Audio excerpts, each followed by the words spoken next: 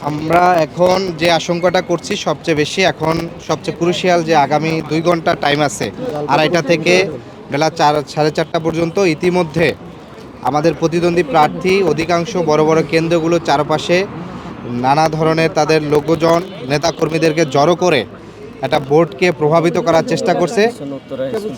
এবং আমাদের পিছনে যে উত্তরা আমাদের যে উত্তরা হাই স্কুল এবং এই পাশে রাজুক যে কেন্দ্র, আমি নিজে গিয়েছি, দেখেছি।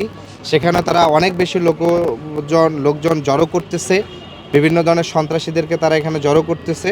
আমরা আশঙ্কা করতেছি যারা ব্যালট ছিনতাই করতে আসবেন তাদেরকে কোনোভাবেই তাদেরকে সেই কাজ করতে দেওয়া হবে না, কিন্তু তারা এই যে চেষ্টা করছেন যেটা এক ধরনের ভোটকে প্রভাবিত করা এবং সর্বশেষ সময়ে যারা ভোট দিতে যাবেন তাদেরকে নানা ধরনের প্রভাবিত করার চেষ্টা করছেন। জি, যেমন আপনার হচ্ছে কুর্মিটোলা হাই স্কুলে ঘটেছে, আমরা সাথে সাথে সেনাবাহিনী সেখানে গিয়েছে, তারা সেখানে গিয়ে তাদেরকে ওখান থেকে সরিয়ে দিয়েছে। প্রচুর বিএনপি নেতাকর্মীরা দলীয় আইডি কার্ড সহ হচ্ছে ভোট কেন্দ্রের সরাসরি ভিতরে তারা হচ্ছে অবস্থান নিচ্ছে এবং বারবার যাতায়াত করছে।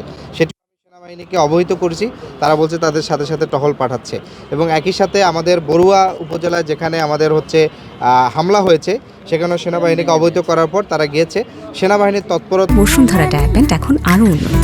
এই হট এয়ার থ্রো টপশিট দ্রুত শোষণ করে সোনামণিকে দেয় কোমল অনুভূতি। তা আমরা উল্লেখযোগ্যভাবে সন্তোষজনক বলতে তারা এটা চোখে পড়ার মতন, কিন্তু সেখানের একই সাথে যেহেতু এটা ঢাকা 18 অনেক বড় এরিয়া এবং আপনারা দেখেছেন যে খিলক্ষেত থেকে একেবারে দক্ষিণখানের সেই শেষ মাথা পর্যন্ত এত বড় এরিয়া আসলে কাভার করার মতন এটা সময় সাপেক্ষ। ফলে এখন শেষ মুহূর্তে আমি দাবি করব আইনশৃঙ্খলা বাহিনী যেন দ্রুত দূরের যে কেন্দ্রগুলো আছে এবং একই সাথে গুরুত্বপূর্ণ কেন্দ্রগুলোতে আইনশৃঙ্খলা বাহিনী জোরদার করে, নিরাপত্তা জোরদার করে, যাতে সুষ্ঠু সুন্দরভাবে মানুষের দেওয়া যে ভোট, জনগণের যে রায় সেটি যেন প্রতিফলিত হতে পারে, সেই ব্যালট যেন হচ্ছে সংরক্ষিত থাকে। একটা শেষ প্রশ্ন, সকাল থেকে আমরা দেখছিলাম যে একটা অভিযোগই বারবার আপনি যেটি বলেছেন সেটিও উল্লেখযোগ্য। এখানের দুটো জিনিস ঘটছে, আমি এটা প্রথমে বলেছি। প্রথমত হয়েছে যে অধিকাংশ ক্ষেত্রেই বিএনপির আইডি কার্ড সম্মিলিত ছিল, বেশ কিছু দুই চারটি জায়গায় আমাদেরও ছিল। সেখানে যে ঘটনাটি ঘটেছে যে যাদেরকে সহকারী প্রিজাইডিং অফিসার হিসেবে দায়িত্ব পালন করছে তারা আসলে এই নিয়মটি জানেন না।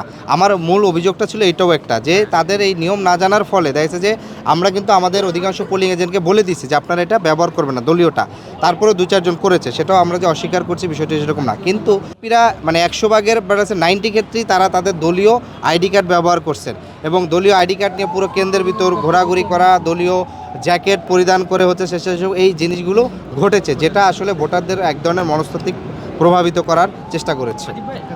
ধন্যবাদ। তা অবশ্যই আমরা এখন পর্যন্ত তো বড় ধরনের ফলাফল মেনে নিব কিনা, কারণ এখনও 2 ঘন্টা টাইম আছে।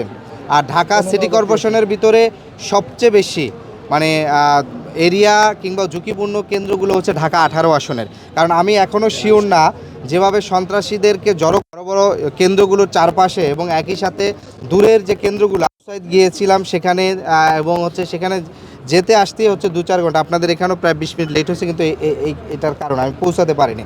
ফলে সেই জায়গাগুলো থেকে ব্যালট সুষ্ঠু স্বাভাবিকভাবে নিয়ে আসবে কিনা সেটার উপরে ডিপেন্ড করবে যে আমরা আসলে এই নির্বাচনের ফলাফল এবং অন্য বিষয়গুলো কিভাবে আমরা দেখব। আমরা প্রাথমিক কনসার্নটা এই কারণে আমরা জরুরি সংবাদ সম্মেলনকে আপনাদের জানিয়েছি, ভোট গ্রহণ শেষে আমরা পরবর্তীতে আবার সর্বশেষ আপডেট আমাদের জানাবো। পরিবেশ